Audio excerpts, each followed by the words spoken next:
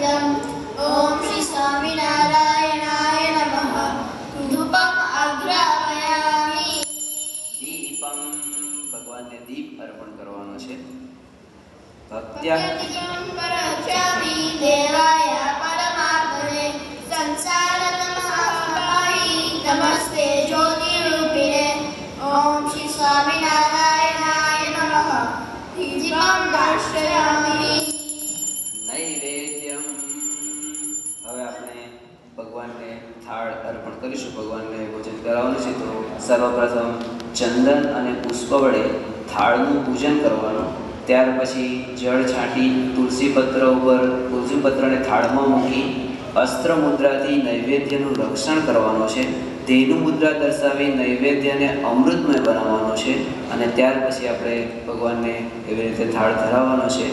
તો પછી આપણે બધા એ થાળ સમૂહમાં બધાએ બોલવાનું છે। તો ત્યાં સુધી પૂજન વિધિ થાય ત્યાં સુધી શ્લોક બોલીશું। અન્નમ चतुर्दशेषुधिसमर्पितं यक्षभोजसमायुक्तं नैवेद्यं प्रतिगृह्यताम्। ओम श्री स्वामिनारायणाय नमः। नैवेद्यं समर्पयामि। आवजो छोगेला।